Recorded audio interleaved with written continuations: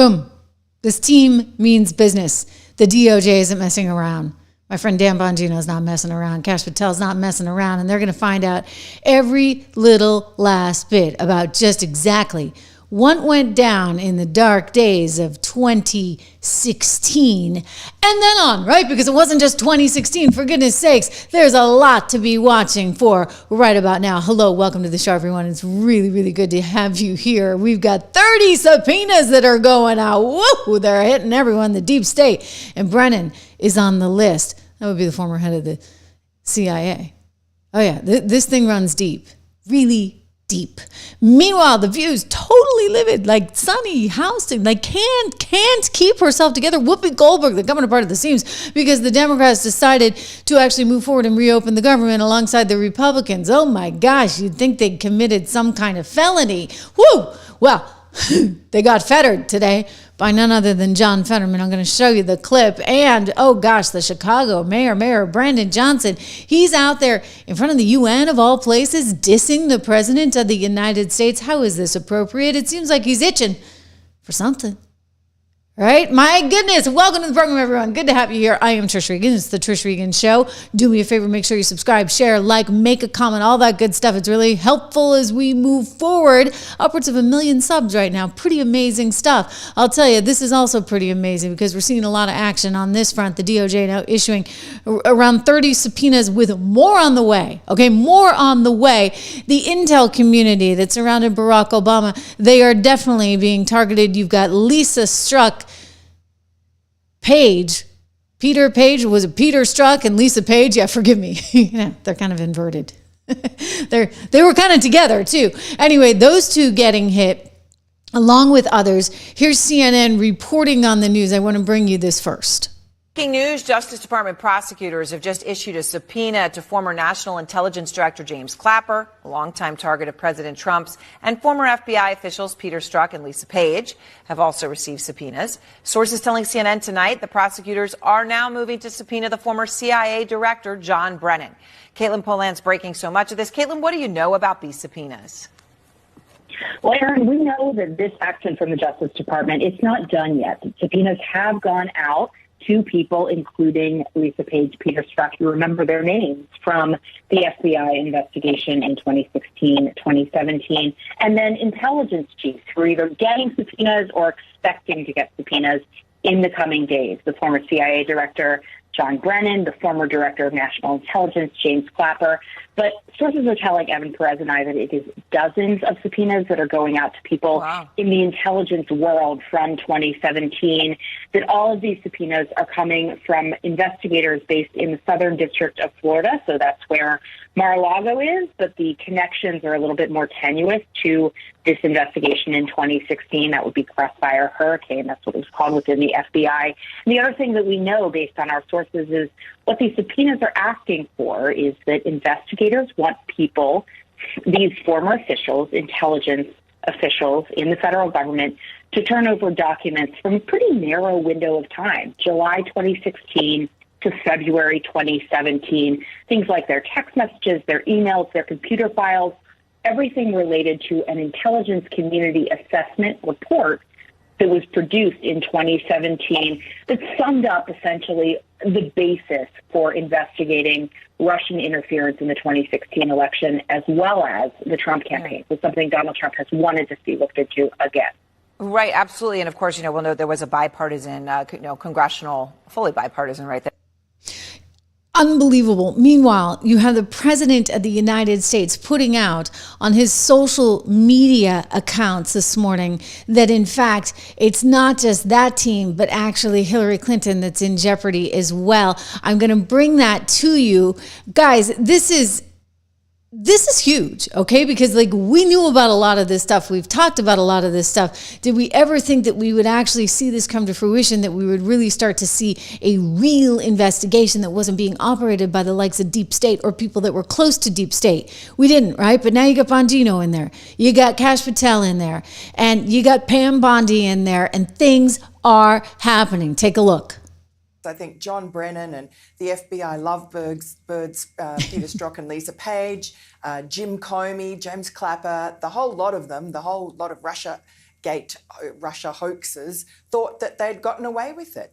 There was no way that they thought that Donald Trump would survive, the impeachment, the lies, the portraying him as a Russian puppet, a Russian stooge of Vladimir Putin. And then, of course, the 2020 election when they buried all the bad evidence about Joe Biden and Hunter Biden from the laptop, and they wrote that or signed that dirty 51 letter, John Brennan again, right in the thick of things. They thought that they had just dispatched Donald Trump to probably to jail or certainly to ignominy, certainly not to become president again. And it's just their worst nightmares. And I think they probably thought that Donald Trump and his administration would be distracted and not worry about going back to the past and maybe show mercy like Trump did in his first term to Hillary Clinton, but no such thing. And it's not about retribution, even though Donald Trump did say to his supporters before the 2024 election, I am your retribution. That's very satisfying, but it's more than that. It is really about deterrence. It's about making sure that never again will a CIA director, an FBI director, an NSA director, or any of these institutions be weaponized against a sitting president and against a candidate for office. And see, that's actually really important. And that was Miranda Devine from the New York Post. Don't forget, the New York Post was one of the publications that saw its Twitter account shut down because they had done the initial reporting on the Hunter Biden laptop, reporting that it, in fact, was Hunter Biden's laptop. By the way, it was being investigated by the FBI at the time, and yet you had the likes of Brennan, for example, and a whole bunch of other people, right? The guy who eventually became Secretary of State, apparently this was his brainchild. They decided to put it in Politico, a whole public statement, right, on the Hunter Biden emails, and you had 51X spooks signing off on all of this, including Mike Morell, the then deputy director of the CIA. I mean, it's really pretty just remarkable what went down, and to think that the intelligence community was in on all of it. Pretty awful. James Clapper as well, Mike Hayden, Liam Panetta, John Brennan, who's probably going to get his subpoena any day now. John Brennan, yeah, this is the guy who said when referring to this statement that they were never calling it disinformation. He's like turning into Clinton now. He's turning into Bill Clinton. Remember when Bill Clinton's like, I did not have, well, we're not going to go there, okay? We're just going to keep it clean, all right? We're not going to go there. When semantics became a big, big deal. Well, in this particular case, yet again, you got Brennan trying to argue that semantics matter. He said, we never said it was disinformation, despite the fact that the publication that they chose to run this entire letter, which was Politico, which was getting USAID money, funny enough, for all their little Politico subscriptions for like 10 grand a year. Are you kidding me? I mean, I can understand a Bloomberg terminal, but a Politico subscription? No way. That was kind of, funny money, as I like to say. Anyway, more than 50 former Intel officials signing a letter casting down on the New York Post story about the former president's, vice president's son. And they were calling it right there in the headline, Russian disinformation. And yet look at the tizzy this little guy went into. And boy, he sort of looks like a little guy when you see him going, beep, beep, beep, beep, beep, beep. Trying to get in a fist fight with somebody who said, why'd you call it disinformation? He's like, no, it was an influence campaign. It wasn't disinformation. Again, I cite the headline in the publication they chose to run it in. Here we go. Why wouldn't you know on the Hunter Biden? You gotta listen up. Just look at it. And you misrepresented that. We never said it was disinformation. We said it was Russian influence operations, which is what they do. There's a big difference between influence operations. No, you don't know that. Yes, you don't know. Comey knew. The literature said it had all. Oh my gosh! All right, so Brennan now is in hot water. It was disinformation according to the title, but he wants to say, no, it was an influence campaign. I don't care. What were you guys doing? You were trying to put an entire side out of business. We know damn well what you were doing. Oh, just ask Lisa and Peter, the lovebirds, right? Well, he's not going to win, is he? Oh, we won't let him. Oops, I'm going back 4 years. I mean, because it just kept happening over and over and over again. It happened in 2016, then it happened in 2020, and now it's happening again. Thank you for the generosity. I'm seeing lots of super chats here in the show today. I know, because this is important, and I think everybody's hungry for this information. I get it. Like, some people feel frustrated, like it's not going to happen. I am just going to say, like, look, I trust Dan. I don't know Kash as well, but I've known Dan a lot of years. We worked together at Fox, and I know that he's there for a reason. You guys you're getting into the Clinton stuff. All right, I'm not going to go there, but you know what I mean. You know what I mean. Cat Crazy, good to see you in the room. Leslie as well, and of course, peace of my mind. I love how you're saying yes.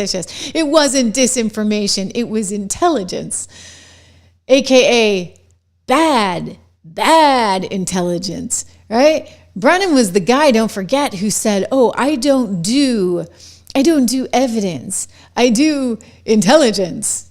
Because, intelligence apparently is implying a whole different thing, because you can massage and manipulate it however you want. Yeah, the guy's a super spy who's a political hack. That's who's running your CIA, a political hack. I mean, so when Miranda said earlier, like, this can't happen again, she wasn't kidding. Like, this isn't about just retribution. I mean, maybe there's a little tiny bit of retribution in there, but what this is really about, and if you were to push the president on this, it's about making sure that this doesn't happen again, because it shouldn't happen to anyone. It's not right. It's not fair. For goodness sakes, the likes of Letitia James, the lovely, I'm being facetious, Letitia James trying to bankrupt him, the likes of Fannie Willis, who had her own indiscretion, shall we say, Nathan Wade, paying the boyfriend, right? With taxpayer dollars. Don't you love how these Dems work?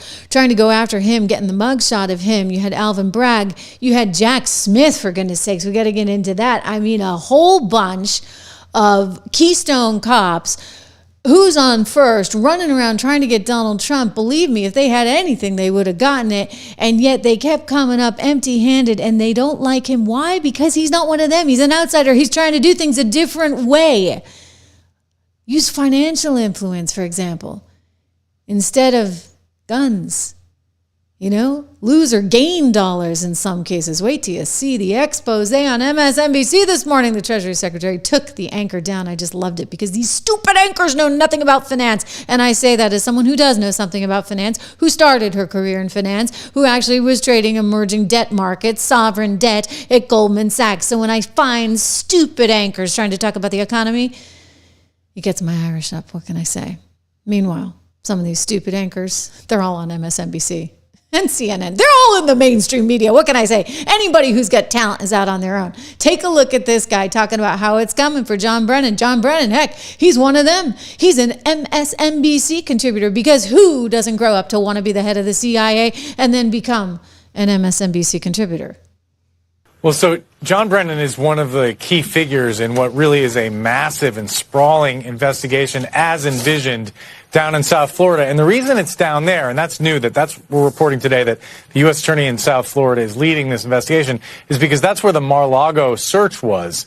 And so what they're trying to do here is knit together what they see as an ongoing conspiracy to violate Donald Trump's civil rights that began with the Russia investigation and continued on from Obama administration to Biden administration, and then somehow includes the Jack Smith investigations. It's this unified field theory of persecuting Donald Trump.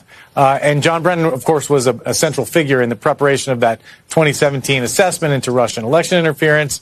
And of course, the FBI's Crossfire Hurricane investigation figures into that. How this all shakes out, Katie, is anyone's guess, because we've not seen any evidence connecting any of these things, let alone any wrongdoing.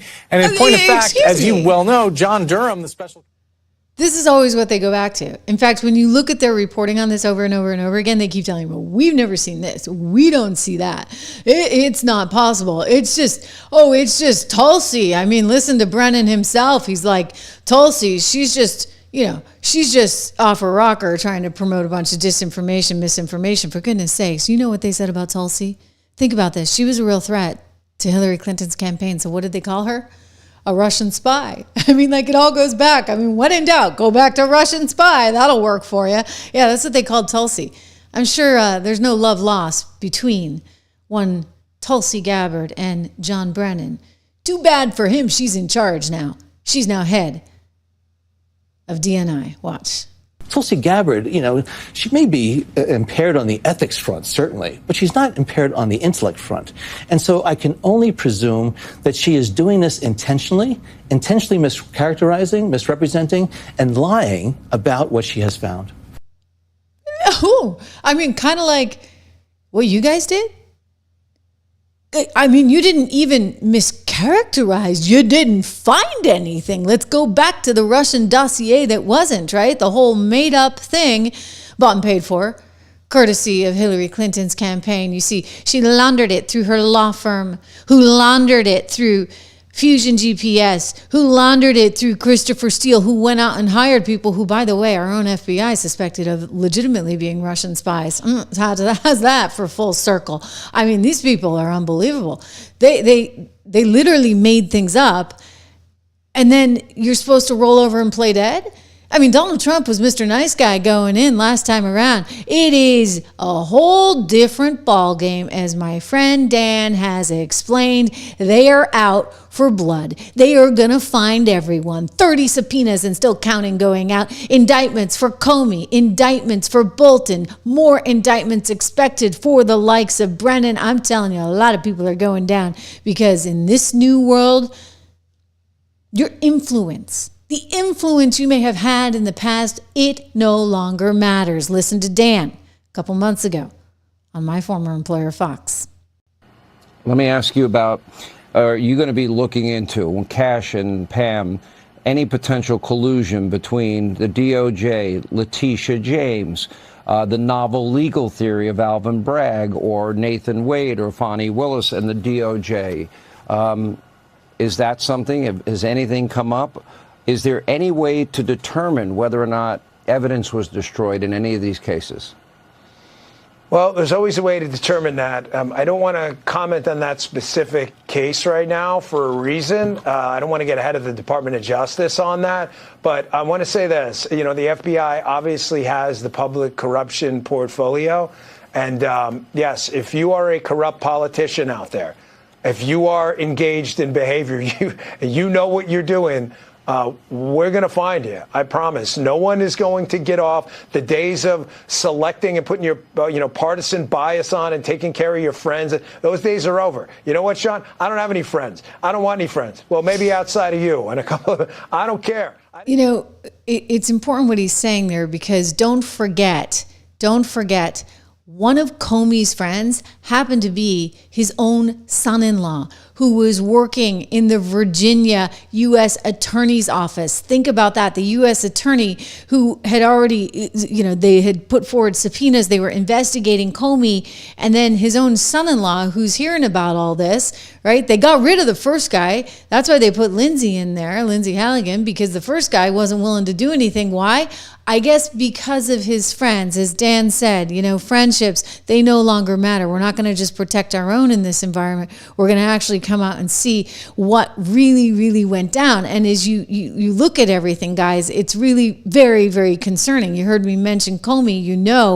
We just got word recently, last week, thanks to Lindsey's investigation and Lindsey's information that she put forward before the court in this indictment case. I mean, he had effectively written about a zillion notes here. I mean, here's a handwritten note that's on FBI stationery, and Comey's talking about, taking everyone down, about, how, that Kerry was going to be in charge of talking about Trump's finances and debts to Moscow. He didn't have any. Deutsche Bank out of Germany was his banker, but they were trying to do all these crazy ties because they felt like if they could feed the media narrative, that would be sufficient. And don't forget, James Comey himself, he actually was out there peddling this information to his buddy who was at Columbia Law School, who actually was on the payroll of the FBI. I love this. His name was Reinhold Neubauer 7. That was James Comey's pseudonym. It's just sort of funny. Like, Who chooses a pseudonym like that? Reinhold. So Reinhold is talking to his friend Dan at Columbia Law School, and like Dan's offering to give him a boost, right? To boost his credibility. And he writes back, Reinhold, that is no need at this point. It would be shouting into the wind. Someday they will figure it out. And as Jack and Ben point out, my decision will be one a President-elect Clinton will be grateful for, although that wasn't why I did it. Okay, so he was, I'm just saying, she's going to be grateful for it. She's going to be, all of this is coming out. So these are all in the exhibits. And they even have cell phone messages where he's talking about making sure that some of his people at the FBI leak certain things to members of the media. And this is despite the fact that he himself said he never did such a thing, right? You remember this. I actually did it in my shorts feed. Wow. There's this little thing called tape. Director Comey, have you ever been an anonymous source in news reports about matters relating to the Trump investigation or the Clinton investigation? Never. Have you ever authorized someone else at the FBI to be an anonymous source in news reports about the Trump investigation or the Clinton investigation? No.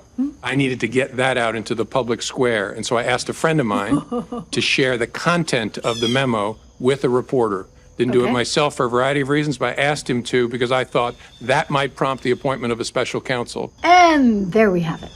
Yeah, there you have it. I mean, so handwritten notes. She's bringing receipts right now. And I would just say this really doesn't look good. It doesn't look good for Comey. It doesn't look good for the Obama intel operation. Meanwhile, I mean, it doesn't end there, right? I mean, you think about what Arctic Frost, and Jack Smith picked up. The mantle continued. I mean, they just fired an agent like last week. Kash Patel forced out one of the special agents at the FBI who apparently was in charge of part of this investigation. This would have come on the heels of this guy, Timothy Thibault, who originally started the investigation, Arctic Frost. And by the way, he did this without the proper permission. He did this by signing off. I mean, all the metadata, according to Grassley, shows that this guy, Thibault, initiated this investigation into the metadata of senators' cell phones. They were trying to map out the MAGA movement. It's unbelievable, right? And he's the guy, Thibault, who started it, according to Grassley, and then he completely ignored this thing called the no self-approval rule because he approved his own investigation. Here it is, FBI's no self-approval rule. Section 3523 of the FBI's Domestic Investigations and Operations Guide say that you can't actually do that. An official who approves an investigation action, especially opening or closing a case, may not approve their own work. Instead, you need an independent review, but they didn't have any independent review. No, you see, because they were on a mission. They had to get Trump no matter what. And so now it looks like Jack Smith, he's in for a lot of trouble. The president putting this out recently, along with a whole bunch of other people that he names, calling them a sinister group because it was this J6 witch hunt. I mean, we saw the BBC's editing of that tape, right? They were doing that actually as recently as this last round in the election because they were once again, I think, trying to infect people with TDS.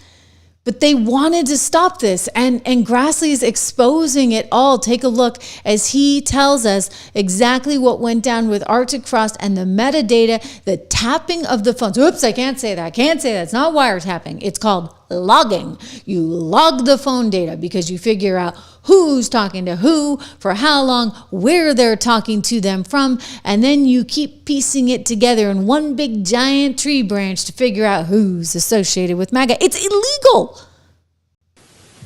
I've recently been informed by Verizon that at least 11 members with Verizon accounts were affected.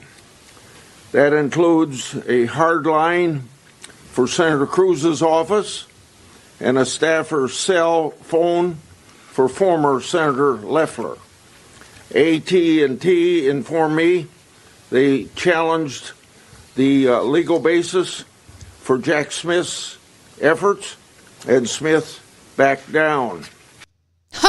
Well, good for AT&T, right? Good for AT&T. As Senator Kennedy has said, some of these phone companies needed to grow a pair or maybe buy one on Amazon because they were folding and they shouldn't have, because sure, okay, you need like some kind of lawful order for this, but you could fight the subpoena. You could say, gee, this is kind of weird because you're trying to go after an actual sitting U.S. senator, including Ted Cruz. Do you think he appreciated this? No.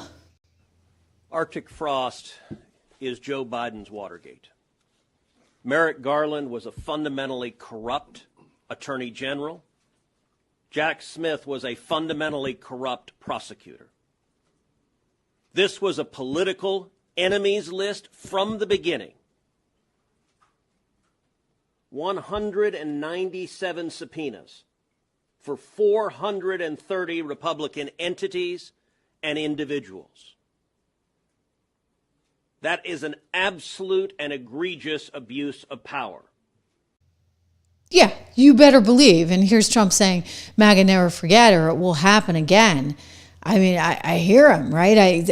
I saw the sound. I actually played it in my shorts feed just this week of Bannon saying, listen, like, this is serious. If we don't actually win in the next go around, there are going to be some people that are going to be going to jail. Bannon said, myself included. I mean, he's not joking, because what's going to happen is they're going to try to go after this president yet again. And it's sickening, but it is what it is. And so if you don't actually get this thing off and running, and they don't have a lot of time, right? You got to move. Time is of the essence. And I hear some of you guys, you're worried about time. You're worried nothing's going to happen. I think something will. I actually have a little bit of faith in these guys. Meanwhile, there's a new report out today from Just the News that CGI's in hot water. It makes sense, right? Because I've never really understood how you could be head of the State Department while simultaneously your hubby's over there collecting all this money for your charitable organization. According to Just the News, Clinton corruption files is the new thing that they're looking into. Bondi, Kash Patel have been unleashing new evidence about the former First Lady's family foundation. This is something that was reported on, don't forget, in a big book, maybe books 1 and 2, Clinton Cash. And what it looked at was sort of this relationship between some of these countries, in many cases very dubious countries, that were donating to the Clinton Foundation. The question becomes, was this an influence operation? In other words, Bill's out there saying, hey, come on in, come one, come all while Hillary Clinton is the Secretary of State for Barack Obama. Is that not messed up? I always said it at the time. I remember being at a couple CGI events. One was the big international one in New York, and it was like, all these billionaires from weird countries in Africa that suddenly were getting legitimized by the likes of President Bill Clinton. Because, you fork over a donation, you get your picture with him, and suddenly everything's A-okay. It was weird to me. And I remember thinking, gosh, his wife is head of our State Department. Like, isn't this a little bit of a conflict of interest? You think? Apparently, Obama wasn't happy about it. He clearly was not happy about it, but look what was going on. I mean, his vice president had his son getting a gig on a Ukrainian energy company, sketchy energy company that it was. It's now defunct, Burisma Energy, to the tune of $600,000 a year. Like, that stuff doesn't happen, you guys. You don't get a board job for $600,000 a year. It's totally insane and totally wild. But they were trying to influence policy there in Ukraine, including perhaps who was the prosecutor that was investigating them. Because don't forget, Joe Biden so proudly made sure that the Ukrainians fired the prosecutor that was investigating Burisma for all its corruption. By the way, it needed to be investigated because it was corrupt and it is now defunct. And yet the son of the vice president is making $600K off the deal. Not to mention the money he's making in Romania and China and all these other places. I mean, it's wild. All while Hillary Clinton is apparently cashing in with money from all kinds of people. Bill just says, hey, put it here. She's then running State Department. So now what they've got to find in order to tie this one together, I mean, obviously, it's super sus, as the kids would say. Super duper sus. But what you've got to find is the proof. Like, can you actually say that this was a quid pro quo? That somebody has an email somewhere in which so-and-so says, hey, we really need this done. And by the way, we're giving you a check for this amount, and then suddenly this gets done. That's the question there, and that's what they're going to have to answer. But apparently they have found some new evidence that suggests the family's foundation was not entirely on the up and up. Again, I could have told you that. And is it Peter Schweitzer that wrote the book, Clinton Cash? I mean, I think there's like 2 installments of the book because there's that much information. Yeah, I mean, it was pretty obvious, I think, to anybody who could see things. And it's astonishing that they allowed that to go on. Truly, truly astonishing. The shutdown, astonishingly, is finally coming to an end. It's the longest shutdown in history because you had a bunch of Democrats that were just kicking and screaming and they weren't willing to do anything ahead of the elections. Well, some of them are still kicking and screaming in the Democrat Party. Boy, oh boy, are they mad. They're mad as HELL because they can't believe the Democrats would give in, despite the fact that, hey, I don't know, 46 million people are going to lose their SNAP benefits. You have the military not getting paid. You got the FAA, not all the workers there at a time when you're going into the holiday season. I mean, it seems like you'd want to have the government back up and running, but not if you are one Ms. Sunny Houston over at The View. The funny thing is, we talked about this yesterday. She was flipping out, freaking out. I mean, hyperventilating. Oh my gosh. I can't believe the Democrats did this. Well, now she brought John Fetterman on, and let's just say he's completely unfettered. Her, not so much. I want you guys to see John Fetterman taking down one of the View ladies. Not hard to do, but nonetheless, it's good, as they say, TV. Was a horrific mistake. Governor Gavin Newsom called it pathetic and a surrender. Poll after poll found more Americans on both sides of the aisle blaming Republicans. Even Marjorie Taylor Greene blamed the GOP. As you mentioned, Democrats had big wins last week, so you had momentum. Why give in now? Why bring a butter knife to a gunfight? Are you willing to gamble that the GOP will negotiate on health care in good faith once the government reopens? Because if that gamble is wrong, 500,000 Pennsylvanians that you represent, their health care costs will skyrocket if you are wrong. And I believe you are wrong. Well, first of all, MTG is quite literally the last person in America that I'm going to take advice or to get their kinds of my leadership and values from. And now, if Democrats are celebrating crazy pants like that, then that's on them. And now I don't need a lecture. I don't need a lecture from whether it's Bernie or the governor in California, because they are representing very deep blue kinds of populations. Yeah. And a lot of those things were part of the extreme. And now remember, what really needs to win, the big win, is involving my state and other states and those things. And why have we arrived here after the election a year ago? We got to forget some of the things that cost us that election. Or now, for me, it's like, that's why I'm trying to remind people that kinds of the extremism, we can't return to those kind of things and realize we need to find a way forward. And I would like to, rather than cite MTG, I'm going to cite one of the new governor-elects saying that my election is not a green light to continue the shutdown, because I promise you, this isn't a political game. It is viewed by many of us, but the reality is 42 million Americans now not sure where their next meal is going to come from, and because we vote like that, or people that haven't been paid for 5 weeks now, and that kinds of chaos. Those workers have to borrow more than $500 million, from their credit union just to pay their bills now. So for me, we're in the middle of this. Senator, I got to ask you to hold up a. Oh, okay. I gotta run to a commercial, says Whoopi, just when he really is getting ready for the takedown. But he's, the advantage that he has is that he gets it. And I don't agree with him on everything, but he understands what the blue collar workers in Pennsylvania are up against. And I kind of look at him increasingly and wonder how he's going to continue to thrive as a Democrat, because the Democrat Party today that we're seeing is very, very different from, say, the Fettermans of the world. I mean, you compare and contrast Gavin Newsom, say, or Mamdani with John Fetterman, you're going to get two very, very different approaches, which is something that he, in fact, acknowledges.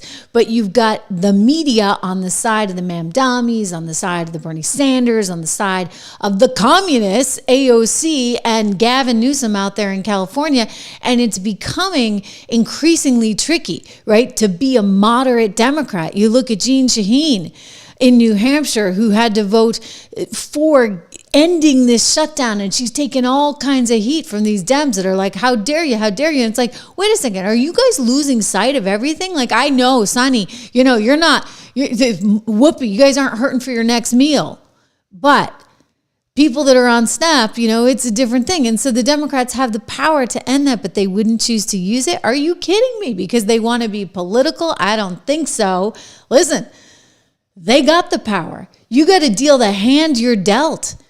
And these ladies on The View, I mean, they're just commentators, frankly. They don't have real stakes in the game. So you got to keep taking them with a grain of salt. But I mean, I'm watching Sunny yesterday, and she's like hyperventilating over this. She can't stand it. She can't take it. Take a peek.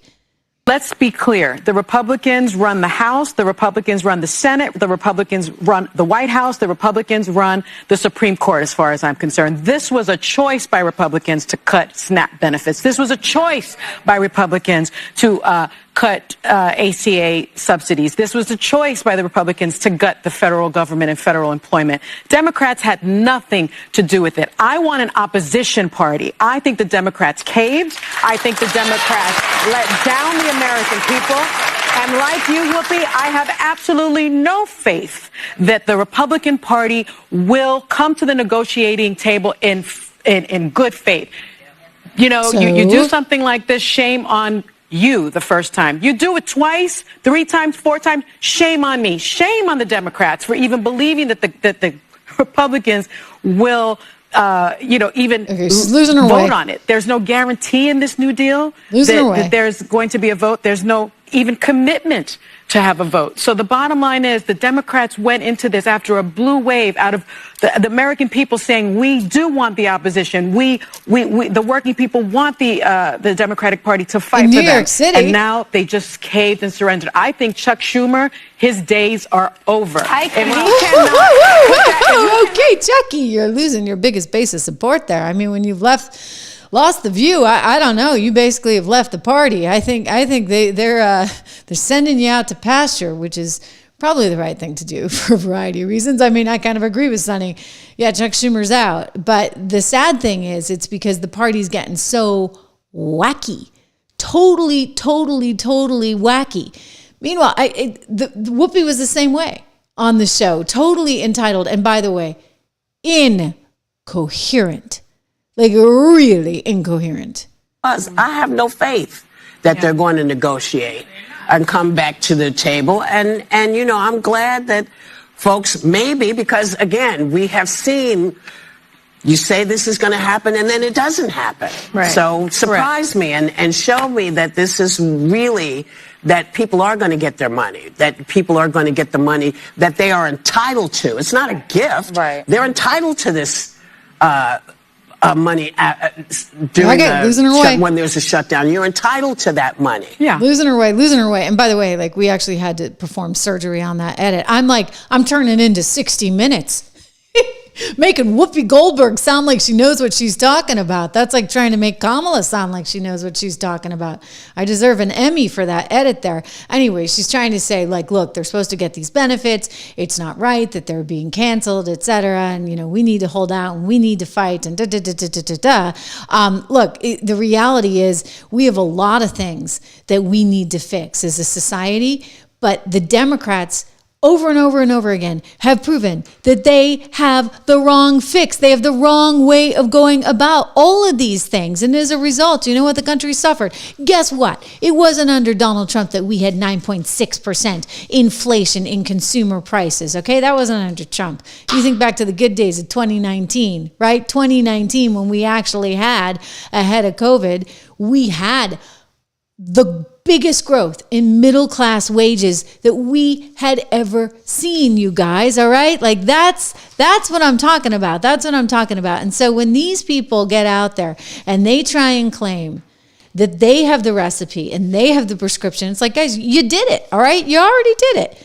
Let's just take a look at what happened during the Biden and Kamala Harris years. Oh, there's a really good soundbite I got to show you, because Kamala Harris went on some podcast and she tried to say that, oh, you know, I really wanted to focus on the economy and this and that. She's still like, she can't live this down, the fact that she's so badly, terribly lost. And so she went on, she like started to blame the system and blamed like, oh, you know, I just cared about the economy, and it was Trump that was trying to play all these funny games, and I just wouldn't engage in them. But she said she wasn't going to play 3-dimensional chess, and I guess the reality is she just got played. Take a peek. I was aware of my opponent's strategies, and I wasn't about to fall prey or fall into those traps. And part of his strategy and those around, just remember, she could have been president. It's a really scary thought. Was to try and take me off our game and message. And I wasn't about to be distracted by those flames that he was trying to throw to get me away from my highest priority, which is talking to people about the economy and their well-being in terms of their financial well-being. Kamala, it was your economy. It was you and Joe that drove inflation through the roof with all your insane spending and projects to nowhere. I mean, this is why we're in a shutdown right now, because of the $1.5 billion that Nancy and Chuck decided to add on to healthcare that was temporary and was always set to expire right about now. It was your policy that led to a bad economy, lady. And I understood the game that was being played. And I made a decision that I wasn't going to get played. And oh dear. Chess, not checkers. Got it. Oh dear.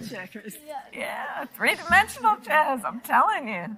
You know. Okay, honey, I'm sorry, but you got played, and you got played pretty grandly. Okay, but you just kind of, and I hate to use this word, but you suck at your job. You're a terrible politician.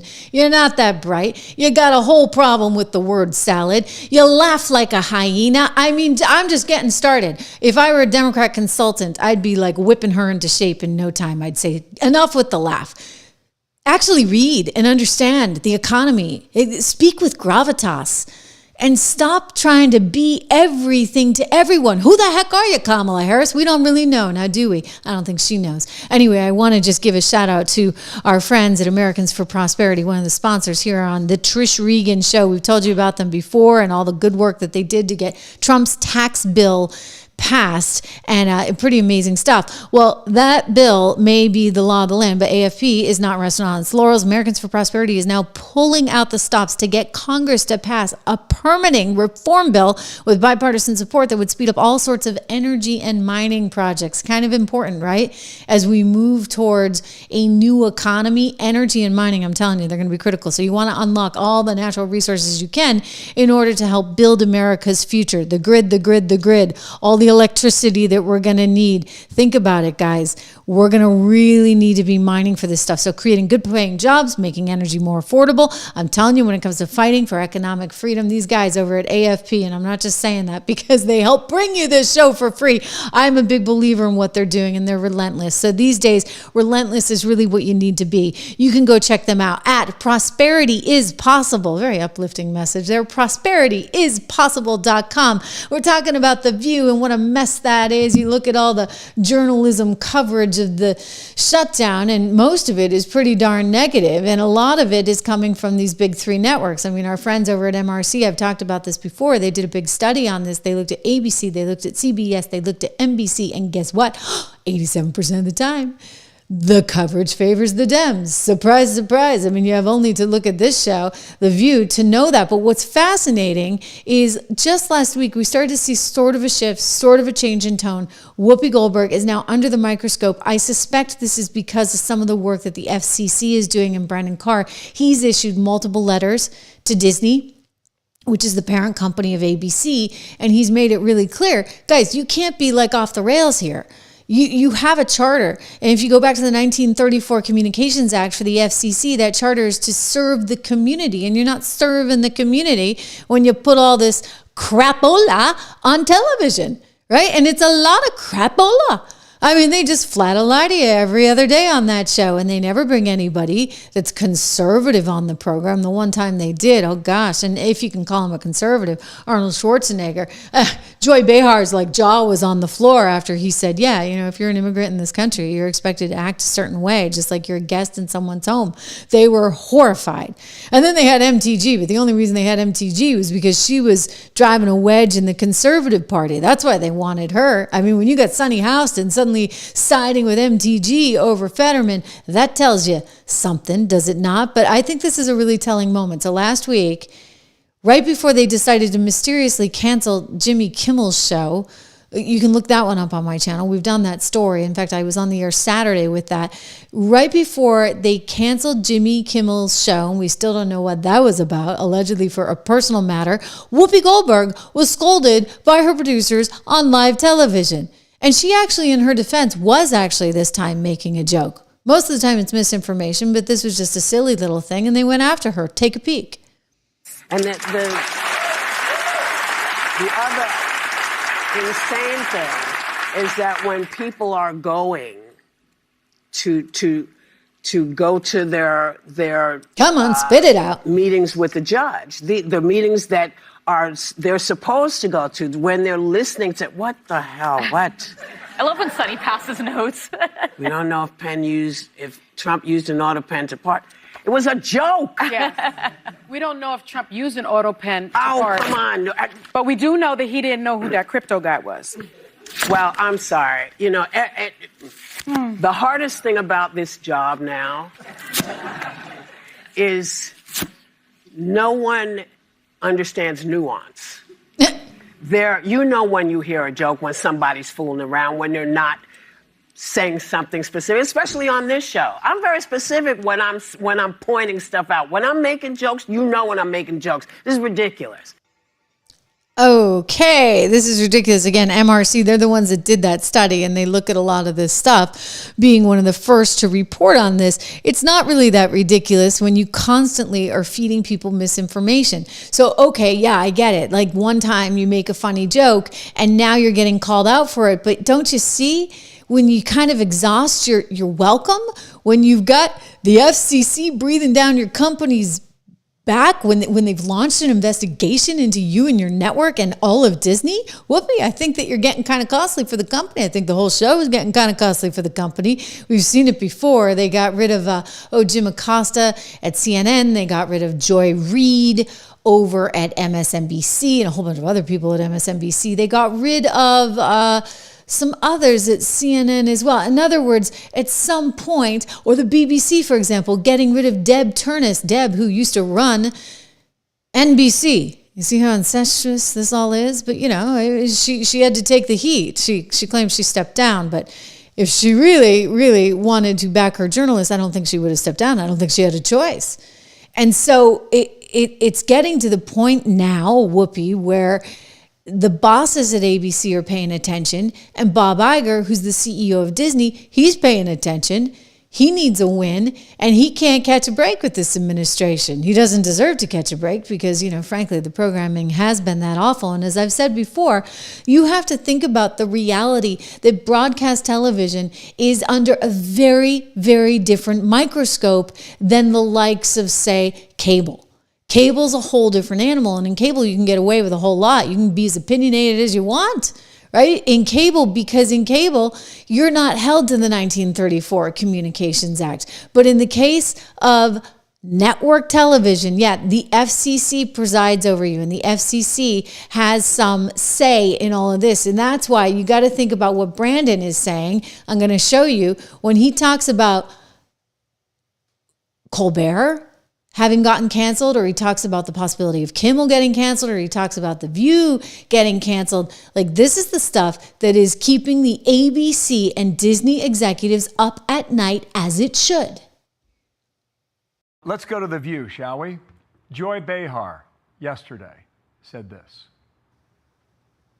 First of all, who tried to overthrow the government on January 6th? Wait, let me think. Who was that again? That was not Obama. The thing about him is that he's so jealous of Obama because Obama is everything that he is not. Trim,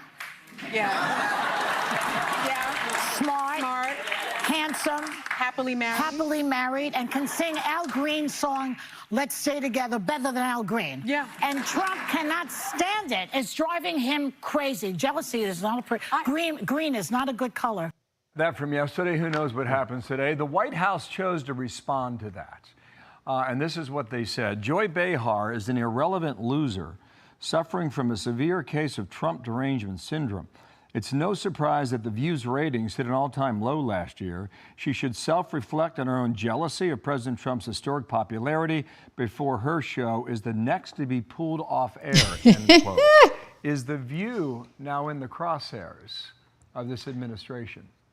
Look, it's entirely possible that there's issues over there. I mean, again, stepping back, this broader dynamic, once President Trump has exposed these media gatekeepers and smashed this facade, there's a lot of consequences. And I think the consequences of that aren't quite finished. And look, The View's got a lot of challenges there. It wasn't that long ago, I think one episode, one show alone, they had to stop, interrupt the show, and read 4 separate legal notices to try to avoid legal liability. So I'm not surprised to hear people saying that their ratings are struggling.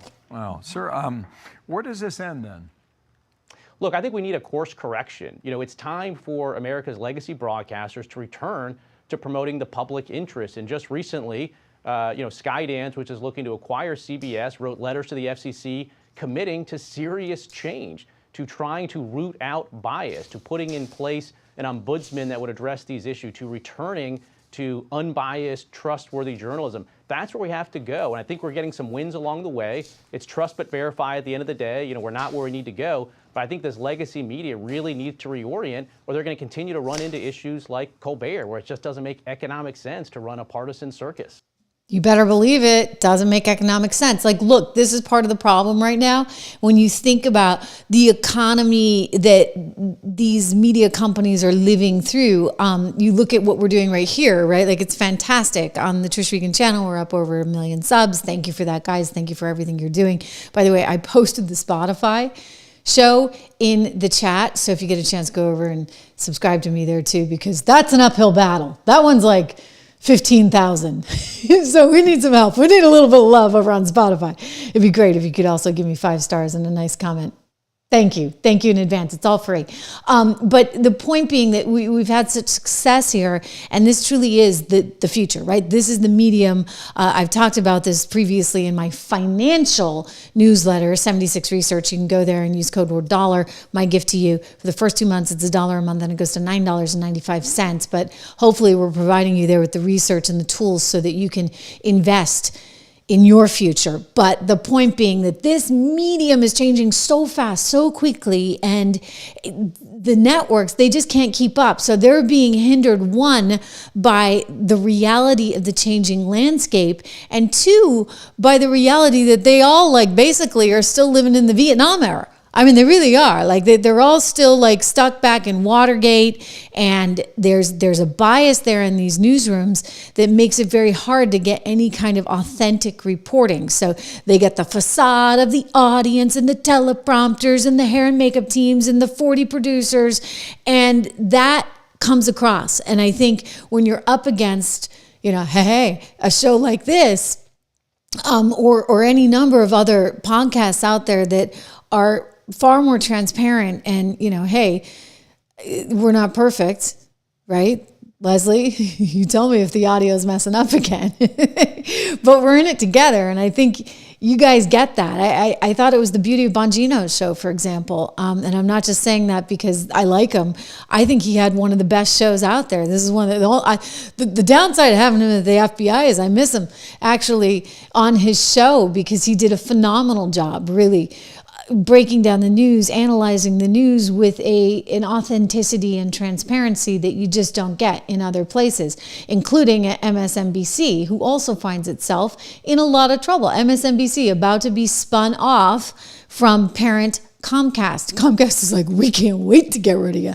We are over this company, right? And especially over it today because, wow, the Treasury Secretary of the United States of America, one Scott Bessent, who's one of the most brilliant minds in finance. By the way, the guy basically took down the Bank of England, just saying. He's really, really, really smart. He gets on Morning Joe this morning, and you got these anchors that don't know squat. They don't know, you know what, or shinola about the economy, and certainly not about the swaps market. So don't forget, we just did that big deal with Argentina that the mainstream media likes to call a bailout. Not exactly a bailout, because you see, we invested in Argentina, and we're investing in Argentina. Why? For a reason, because we like their president and we believe in that economy, and most importantly, we can make money off of it, right? That's why we invest around the world.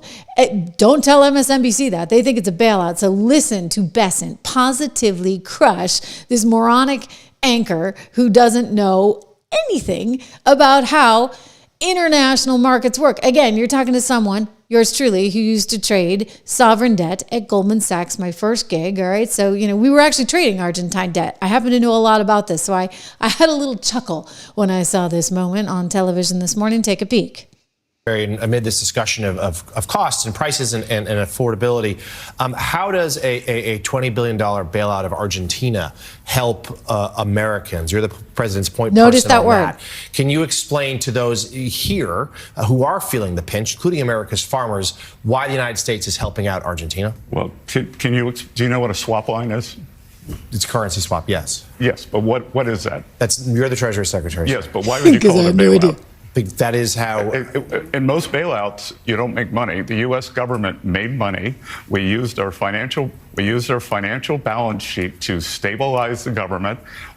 One of our great allies in Latin America, during an election, the president there won in a landslide. The government's going to make money, and I would rather use peace through economic strength than have to be shooting at narco boats coming offshore if the government collapsed. We have a generational opportunity in Latin America to create allies. We just saw an election in Bolivia. We're probably going to see an election in Colombia. We've seen them in Ecuador. We're going to see them in Chile. So, guys, did you see that anchor's face? Look at him. He's like, he just can't believe he just got totally destroyed. Look at that. Look at that. Look at that. Look at that. Okay, go back.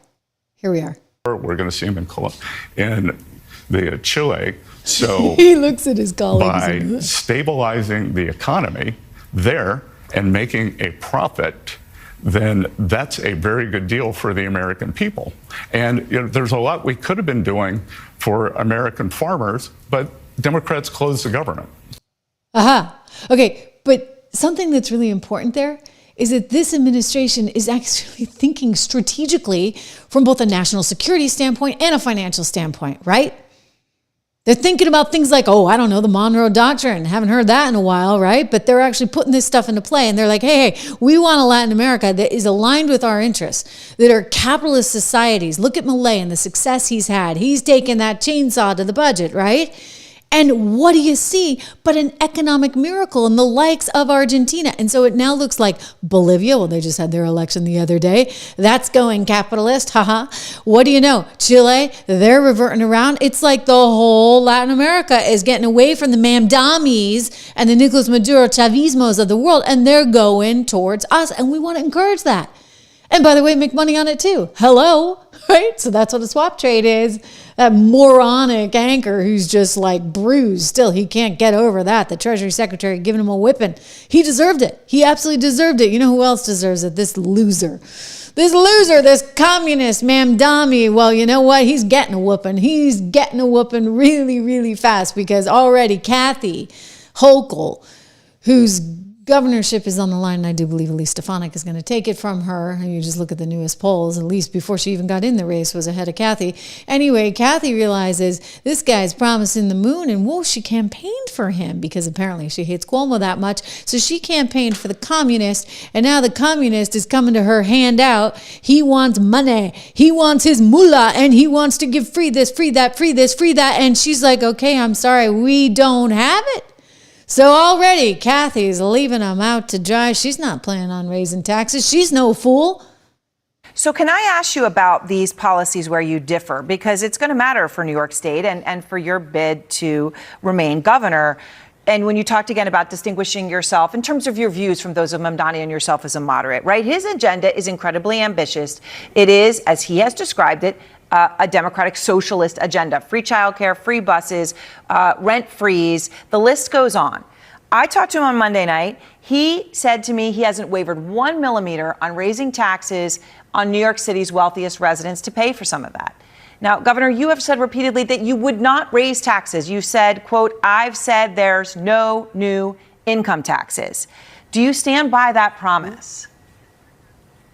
Yes. Yes. I'm not going to raise taxes. Again, I am no fool because I do know if I tell everyone their taxes are going up, Elise Stefanik, she's really coming in for the kill. I mean, she's tough enough already. This lady means business. Kathy cannot do what Mamdani wants. I mean, the free buses, that's already DOA. Listen to the governor. I cannot set forth a plan right now that takes money out of a system that relies on the fares of the buses and the subways. But can we find a path to make it more affordable for people who need help? Of course we can. Yeah, right. Of course you can. Good luck with that. I guess more handouts. I don't know. You're going to have to tax somebody, Kathy, if you want to do the handouts. I mean, the Mamdani thing is just spectacularly awful. And again, go around the world. Venezuela is the most current day example of this. At some point, everybody leaves, okay? You guys can keep taking it. You think you're going to redistribute it all, but if you don't have any businesses, if you don't have any jobs, if you don't have anybody that wants to make any money, then what the heck are you going to do, right? Because as Thatcher said, at some point you run out of other people's money. That's a socialism. Communism, that's a whole other thing entirely. What's he want? Free grocery stores? Or we're going to have grocery stores with less expensive food. How? Like, seriously, how? Because my friend John Catsimatidis, wonderful conservative, he owns all the Gristades, okay? And he's like, I'm out. I'm done. I don't want anything to do with this. I can't make a profit. Margins are thin enough on groceries. And now you guys want to come after the pennies we're making on each of these products? I don't think so. So what is the government suddenly going to start growing food and getting into that business? You know how that turns out. Ultimately, I've told you my story about my Romanian friend. Every time I go to her house, I mean, she just can't put enough food on the table, but she's like, I'm sorry, Trish. You know what? I grew up under communism. We're so thrilled to have this food. I can't give enough of it to you. So we don't want that. Here's the deal. Everybody's going to leave New York. Everybody that can. They're going to hightail it out of New York. They're going to go to places like Florida and Texas and maybe even New Hampshire. Hopefully they don't make these red states to blue. That's a concern, right? If you live in a red state, but they're going to flee these policies because they're not going to work and they're going to be devastating for the overall population because you're going to be left with only the people that can't make a living, that are looking for the handout from Mamdani, who, by the way, is moving from his 1-bedroom apartment into a big, gigantic mansion. Yeah, the mayor's mansion there in New York City, where he will have his own personal chef and a ballroom. Imagine that. I want to get to Chicago, guys, because this guy is itching for something. I'm kind of wondering what. I mean, this feels sort of alarming. This feels like George Wallace, 1963 Alabama, right? Where George Wallace refused to allow the National Guard in and refused to allow for the integration of schools. And now we've got this guy, Brennan Johnson, where the federal government's coming in and saying, hey, we need to help Chicago because the statistics are awful and we've got to help you to ensure the safety of these citizens. And we want to make sure that if there are illegals there in Chicago that have committed crimes, that we are getting them out of Chicago and that we are getting them out of the general population so as we can help these American citizens. And he's throwing a fit. He doesn't want any part of it. And so much so that he got up in front of the United Nations today. I mean, we got a Chicago mayor standing up in front of the UN taking pot shots at our president. I don't think so. This is weird. Marked by violence and an assault on the dignity of all Chicagoans. Chicago Mayor Brandon Johnson slamming the Trump administration's immigration crackdown before the United Nations Human Rights Council. Now he's calling on the UN. He's calling on the UN for help? I mean, it almost feels like he really is trying to itch for some kind of, dare I say, I have to be careful with these words because I hate to say civil war, and I'm not talking about a civil war, perhaps in the terms of what we went through with Lincoln, et cetera, but some kind of civil war, because I don't know where this ends, in that you have the federal government saying, hey, we have to actually control for immigration. This is actually our mandate. This is what ICE does. This is something that the Constitution gives Congress the power to do. And so if the federal government's supposed to be in there doing it, and Brendan Johnson doesn't want it, and then he turns to the UN, human rights, which, by the way, that's a whole joke in and of itself. He goes to them and says, help? What's that? Is that some kind of, he seems like a traitor to me. Kind of seems like a traitor to me. David Lorenzo, you're saying he wants a race war. I don't even think it's that. I think it's like a full-blown civil war, David. And I say that because, and again, not with actual tanks and weapons, God, I hope not, but an actual full-on confrontation. And I don't think, the reason I don't say it's race is because if you're black and you're living in Chicago, believe me, you want the help. You should have, the one thing the government should be there to do is to ensure people's safety of their personal beings as well as their businesses. And if Brendan Johnson can't do that, hey, bring him in, right? Look at the success they had in Washington, D.C. That was a brilliant success. And the mayor, who is a black woman herself, cooperated with the feds on that because she knew, hey, we need the help. But Brandon is trying to do something very different. There was a headline in the Chicago Tribune today suggesting that ICE was about to leave. Well, the spokesperson for DHS, Tricia McLaughlin, was on Fox earlier today, just a short time ago, saying, nope, that's bogus. We are there, we are committed, and no one's going anywhere. Watch. Law enforcement are bringing to American communities. Okay, so just to add to your response to this reporting out of the Chicago Tribune, Bovino's not going anywhere. The agents aren't going anywhere. They're also saying that the FBI and the assistant U.S. attorneys, the on-call task force, they make it up. They are also expected to close up shop in the coming days, per the report. Your response to that? We're not going anywhere. We are here to stay. The Chicago people demand it, and we will continue to bring safety and security to the men and women on the ground there. All right. We appreciate you joining us. We had those statistics up on the screen for our viewers. You cited them. Okay. And those statistics are not good, right? So you're dealing with a lot of crime in Chicago, and take the help. Brandon, your people want it. They need the help.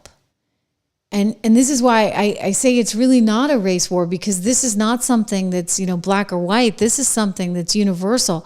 The need for safety, the need for your kids to be able to get to school and back and not worry about them.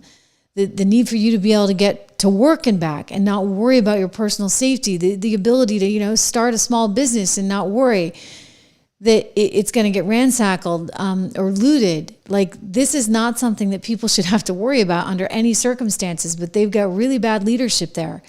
And if Donald Trump is able to step in and help clean up the joint, I guess Brandon Johnson realizes he looks like a fool because he resisted it to begin with. Just like Letitia James is resisting any kind of help in the likes of New York. And Mamdani, believe me, will resist it all day long. You can resist all you want, people. But you know what the American public wants? Safety. It's not that hard. It really isn't. With safety in mind, I do want to say just a special word to all our vets out there. Thank you. Thank you.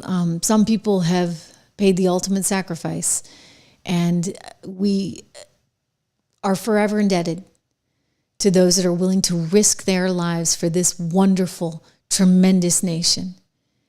And it's in part because of their sacrifice that we can't give up collectively together. We have to stay focused on making sure we do preserve freedom and opportunity for every single American. It's critical to our foundation, it's critical to who we are, and it's critical to their legacy. On this Veterans Day, the President of the United States laying a wreath at Arlington Cemetery and saying these words. I want to go to him now.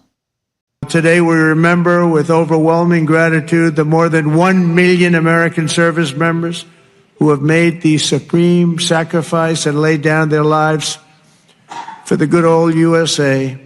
Generation after generation, America's warriors have left behind the comforts of home and family to face violence, evil, and death so that our families could know joy, goodness, and peace. We honor them so strongly. Our heroes have lived through unthinkable nightmares so we could live the American dream. And the American dream is coming back again, stronger than ever before. And you'll see that as the next few years evolve. They have volunteered to give their last breaths to all of us so that we could breathe free. And today we know without any doubt in our hearts that after 2.5 centuries, America stands tall because America's veterans stood so strong. Thank you. Thank you to all of our veterans, including my dad, a veteran of Vietnam, including my now late father-in-law, who was in the Korean War and World War II. I mean, we're here because of all of you, and to all of those veterans, as the president said, who paid the ultimate price, we are forever indebted. And it's for that reason that we can't give up, that we are committed to a future together for a united States of America. Thank you for being here on this channel. I'll be back with you again live tomorrow.